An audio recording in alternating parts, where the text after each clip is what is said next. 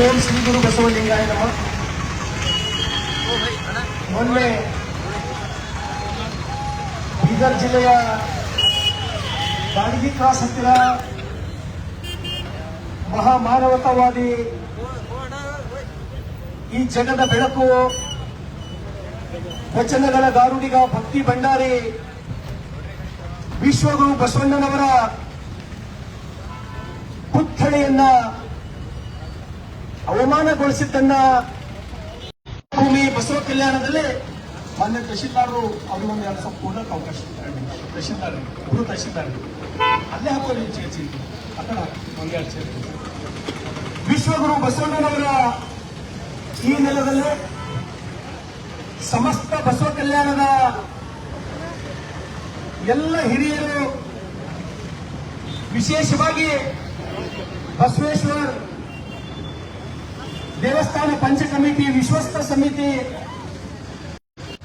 ಬಸವ ಕಲ್ಯಾಣದ ಎಲ್ಲ ಜಾತಿ ಮತ್ತು ಎಲ್ಲ ಧರ್ಮದ ಮುಖಂಡರು ಸೇರಿ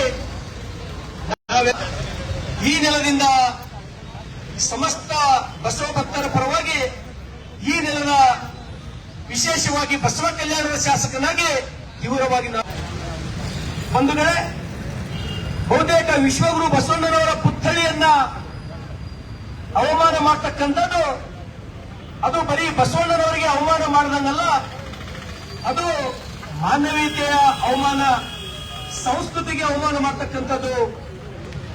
ಬಹುತೇಕ ಇಂಥ ಕಿಡಿಗೇಡಿಗಳಿಗೆ ಈ ನೆಲದ ಶಾಸಕನಾಗಿ ಆದಷ್ಟು ಶೀಘ್ರದಲ್ಲಿ, ಆದಷ್ಟು ಬೇಗನೆ ಯಾರು ಈ ತಪ್ಪು ಕೃತ್ಯವನ್ನ ಮಾಡಿದ್ದಾರೆ ಅವರನ್ನ ಕೂಡಲೇ ಅರೆಸ್ಟ್ ಮಾಡಿ ಕಾನೂನಿನ ಸೂಕ್ತ ಕ್ರಮ ಅವ್ರ ಮೇಲೆ ತಗೊಳ್ಬೇಕಂತ ಹೇಳಿ ಒಬ್ಬ ಜವಾಬ್ದಾರಿ ವ್ಯಕ್ತಿಯಾಗಿ ನಾನು ಈ ಸರ್ಕಾರದ ಗಮನಕ್ಕೆ ತರಲಿಕ್ಕೆ ಇಷ್ಟಪಡ್ತೇನೆ.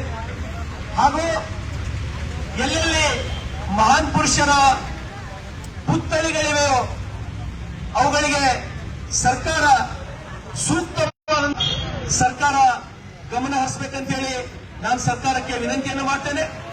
ಒಂದು ವೇಳೆ ಬರ್ತಕ್ಕಂಥ 24 ಅಥವಾ 48 ಗಂಟೆಗಳಲ್ಲಿ ಏನು ದಾಡಿಗೆ ಕ್ರಾಸ್ನಲ್ಲಿ ನಡೆದಂತಹ ಈ ಕೆಟ್ಟ ಘಟನೆಯಲ್ಲಿ ಯಾರು ಭಾಗಿಯಾಗಿದ್ದಾರೋ ಅವರನ್ನ ಕೂಡಲೇ ಒಂದು ವೇಳೆ ತಾವು ಬಂಧಿಸುವಲ್ಲಿ ನಿರ್ಲಕ್ಷ್ಯ ವಹಿಸಿದರೆ, ನಿಷ್ಕಾಳಜಿ ವಹಿಸಿದರೆ ನಾವು ಬರ್ತಕ್ಕಂಥ ದಿನಮಾನಗಳಲ್ಲಿ ಇನ್ನೂ ಉಗ್ರವಾದ ಹೋರಾಟವನ್ನ ಮಾಡಬೇಕಾಗ್ತದೆ ಅಂತಕ್ಕಂಥದ್ದು ನಾವು ಎಚ್ಚರಿಕೆಯನ್ನು ಕೊಡ್ತೇವೆ.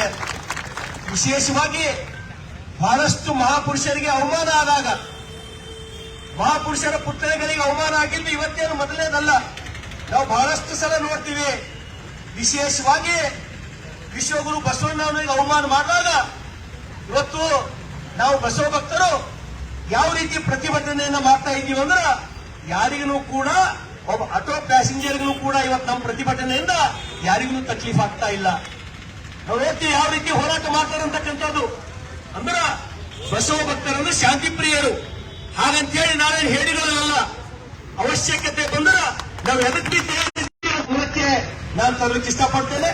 ಹಾಗಾಗಿ ನಾನು ವಿನಂತಿಯನ್ನು ಮಾಡ್ತೇನೆ, ಇಂಥ ಘಟನೆಗಳು ಅದು ಯಾವುದೇ ಮಹಾನ್ ಪುರುಷರಾಗಲಿ, ಮಹಾನ್ ಪುರುಷರು ಬದುಕಿದ್ದು ಅವರ ಸ್ವಾರ್ಥಕ್ಕಾಗಿ ಅಲ್ಲ, ಈ ಸಮಾಜದ ಉದ್ಧಾರಕ್ಕಾಗಿ, ಈ ಮನುಕುಲದ ಉದ್ಧಾರಕ್ಕಾಗಿ.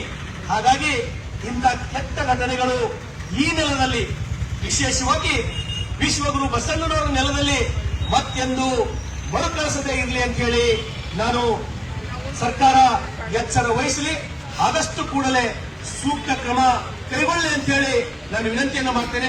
ಧನ್ಯವಾದಗಳು.